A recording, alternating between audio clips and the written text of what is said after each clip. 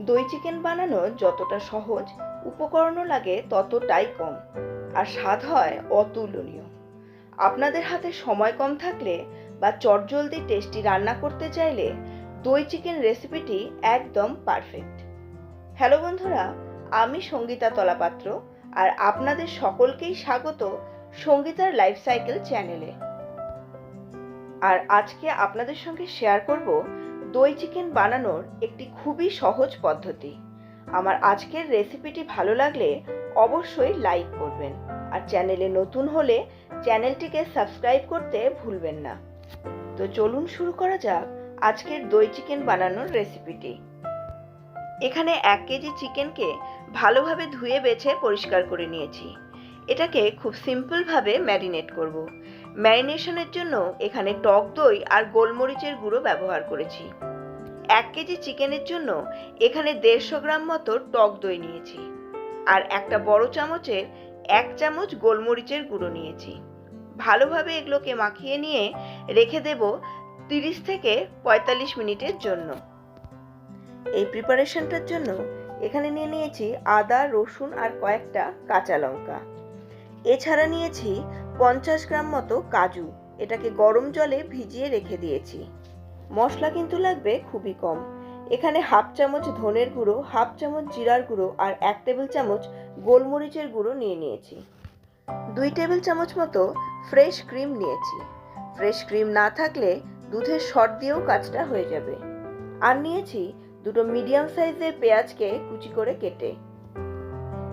এইবার একটা মিক্সিং বোলের মধ্যে আদার টুকরোগুলো, কাঁচা লঙ্কা আর রসুনগুলোকে নিয়ে ভালো করে পেস্ট করে নেব। এই প্রিপারেশনটার জন্য রসুন কিন্তু একটু বেশি হলে এর টেস্টটা খুবই ভালো লাগে। আদা রসুনগুলোকে সামান্য পেস্ট করে নিয়ে এবার এর মধ্যে যে পেঁয়াজ কুচিগুলো নিয়েছিলাম তার হাফটা দিয়ে দেব। আপনারা চাইলে গোটা পেঁয়াজটাকেই একদম পেস্ট করে দিতে পারেন, তবে আমি হাফটা পেঁয়াজকে কুচি করে দেব আর হাফটা পেঁয়াজকে ভেজে দেব। এখানে বলে রাখি, আপনারা যদি কখনো হোয়াইট গ্রেভি বানাতে চান তাহলে সেক্ষেত্রে কিন্তু যদি পারেন পেঁয়াজগুলোকে একদম সাদা নেবেন। দেখুন আমার এখানে পেঁয়াজগুলোর কালার কিন্তু পার্পল টাইপের।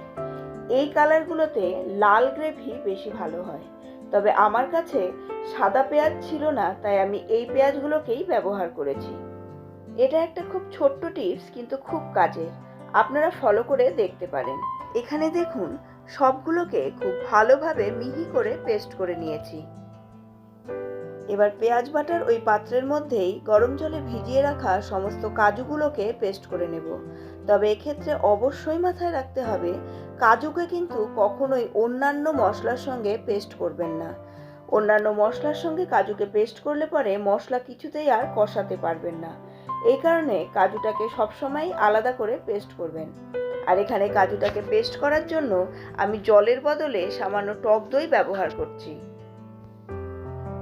আপনারা দেখুন এখানে কাজুটাও কিন্তু একদম মিহি করে পেস্ট হয়ে গেছে। গরম মশলার মধ্যে এখানে নিয়েছি দারচিনি, লবঙ্গ, ছোট এলাচ, বড় এলাচ, জায়ফল ও জয়িত্রী। খুব ভালোভাবে এগুলোকে কুটে নেব। এগুলোকে কিন্তু বেটে নেবেন না বা একদম গুঁড়ো করে নেবেন না। এই মশলাগুলোকে ফোড়নে কুটে দেব। মশলাগুলোকে কুটে রান্নায় দিলে এর টেস্ট কিন্তু একদম অন্যরকম হয়। এইবার কড়াইয়ের মধ্যে 1 কাপ রিফাইন্ড অয়েল দিয়ে দিয়েছি। আবারও বলে রাখি, যেহেতু গ্রেভিটা হোয়াইট করব তাই এখানে কিন্তু সরষের তেল ব্যবহার করিনি। হোয়াইট গ্রেভিতে রিফাইন্ড অয়েল ব্যবহার করবেন, তাহলে দেখবেন কালারটা বেশি ভালো আসে। তেলটা গরম হয়ে গেলে এবার এর মধ্যে ফোড়নের জন্য শুকনো লঙ্কা, তেজপাতা আর সামান্য জিরা দিয়ে দেব। এখানে জিরার বদলে আপনারা সাজিরাও ব্যবহার করতে পারেন। ফোড়নটাকে খুব ভালোভাবে নেড়ে নিতে হবে। ফোড়নের একটা খুব সুন্দর গন্ধ বেরিয়ে আসবে দেখবেন। এবার এর মধ্যে কুটে নেওয়া গরম মশলার হাফটা দিয়ে দেব। আবার ভালোভাবে নেড়ে নেব যতক্ষণ না পর্যন্ত গরম মশলাটার গন্ধ বেরিয়ে আসছে। এইবার এখানে যে হাফটা পেঁয়াজের কুচি রেখে দিয়েছিলাম সেই পেঁয়াজটাকে দিয়ে ভালো করে ভেজে নেব।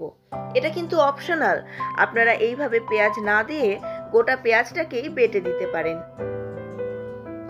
পেঁয়াজটা ভালোভাবে ভাজা হয়ে গেলে এবার এর মধ্যে ম্যারিনেট করে রাখা সমস্ত মাংসের টুকরোগুলোকে দিয়ে দেব। এবার কিন্তু লো টু মিডিয়াম ফ্লেমে এই মাংসের টুকরোগুলোকে খুব ভালোভাবে প্রথমে ভেজে নিতে হবে। আপনারা দেখতেই পাচ্ছেন এখানে চিকেনটাকে খুব ভালোভাবে ভাজা হয়ে গেছে এবং চিকেনের মধ্যে থেকে একদম সমস্ত দই শুকিয়ে গিয়ে তেলটা বেরিয়ে চলে এসেছে। চিকেনটাকে খুব ভালোভাবে ভেজে নিয়ে এবার এর মধ্যে পেস্ট করে রাখা সমস্ত মশলাগুলোকে দিয়ে দেব। চিকেনের সঙ্গে মশলাগুলোকে ভালোভাবে মিশিয়ে নিয়ে এবার এখানে দিয়ে দেব পরিমাণ মতো লবণ। লবণটা দেওয়ার পরে এখানে বাকি যে মশলাগুলো ছিল সেগুলোও দিয়ে দেব। হাফ চামচ জিরার গুঁড়ো, হাফ চামচ ধনের গুঁড়ো আর বাকি গোলমরিচের গুঁড়োটাও এখন এখানে দিয়ে দেব। এরপরে সমস্ত মশলাগুলোর সঙ্গে এটাকে মিশিয়ে ভালো করে কষিয়ে নেব যতক্ষণ না পর্যন্ত পেঁয়াজের জলটা শুকিয়ে যায়। লো টু মিডিয়াম ফ্লেমে 10 মিনিটের জন্য এটাকে কষিয়ে নিলেই দেখবেন আবার অনেকটা জল বেরিয়ে এসেছে। এটা কিন্তু পেঁয়াজ বাটার জল। এই জলটাকেও একদম ভালো করে শুকিয়ে নিতে হবে। জলটা কিন্তু অনেকটাই শুকিয়ে গেছে। ভালোভাবে নেড়ে নিয়ে এবার এখানে পেস্ট করে নেওয়া কাজুটাকে দিয়ে দেব। কাজুটা দেওয়ার পরে গ্যাসের ফ্লেমটা একদম কমিয়ে দেবেন, না হলে কাজু কিন্তু কড়াইয়ের গায়ে লেগে যাবে। গ্যাসের ফ্লেমটা কমিয়ে কাজুটাকে খুব ভালোভাবে সমস্ত গ্রেভির সঙ্গে মিশিয়ে নিতে হবে। কাজু বাটা দেওয়ার পরে লো ফ্লেমে মিনিট খানেক ভালোভাবে নেড়ে নিতে হবে।